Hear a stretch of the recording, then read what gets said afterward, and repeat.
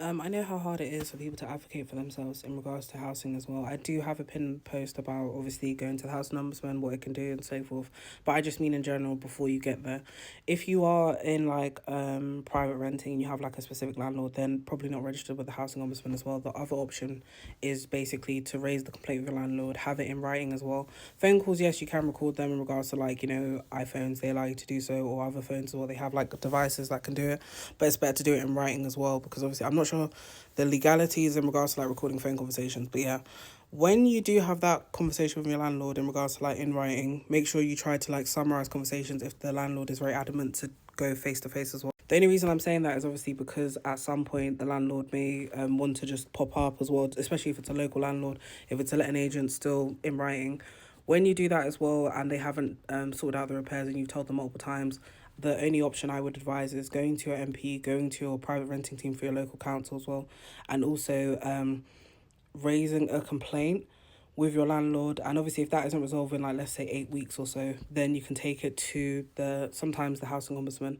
Other times you can't, so you'd have to then go through the council to report it as well. And if the council's private renting team aren't able to deal with it in regards to like they feel like they don't have the capacity, whatever, sometimes they give you a letter going to I think it's the parliamentary and social something ombudsman. I could be wrong with the ombudsman it is that it goes to.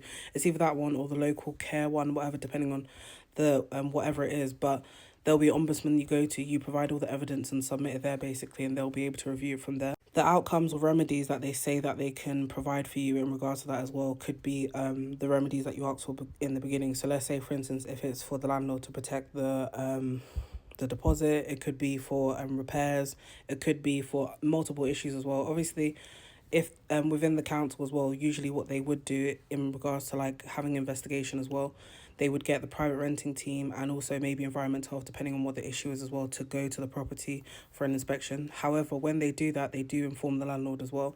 I know that can be a bit daunting as well if a landlord is to come to the property as well and be reviewing it too, and then obviously they will email over the outcomes to you as well.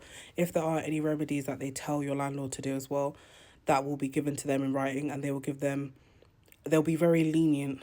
That is another key thing as well. They'll be very lenient with the landlord in regards to the time frame. So they say that we expect it done by, let's say, 6 weeks or 2 months or whatever and stuff. And let's say the 2 month mark hits, they may even say, oh, that's just when we expected it by. We're still giving them some time. So it could be another month or so that they also give the landlord. Another thing to take into account as well in regards to like advocating for yourself for housing and so forth as well is always try to get a charity involved as well. That's is specific to your needs as well, and they can possibly advocate on your behalf. Also, the GP, if you have a therapist as well, get them to write in for you as well, and your local MP need to advocate for yourself, and also they can advocate for you as well in regards to like you tell them, like, let's say for instance, oh hi, my name is Pesh, I'm going through such and such with my landlord, this has been ongoing for such and such, it's impacting my mental health and blah blah blah, whatever the case is, but go into detail about your explanation and send it to your local councillor basically and whoever else it is in the area. You can even send it to the generalized one, like for instance it'll be Andy Burham for like Manchester, but then you have one specific for your area as well, and send all that into them as well. The other thing I would say is always keep a record of everything that is being said. Like I said, that's why you email, you send a text, or you send a summary afterwards as well.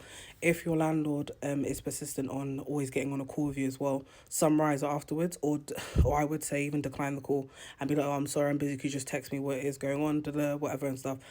I know it can be very exhausting having a paper trail, but this is the only option sometimes with what's going on now with the housing issues and the housing crisis as well.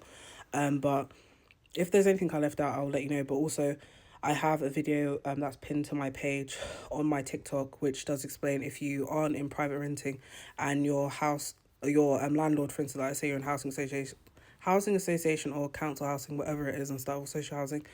Normally they go through the housing ombudsman, and I do explain that in my pin video on my page, and basically about the time frame as well, what they can do, what they can't do as well, and how they accept complaints. But yeah.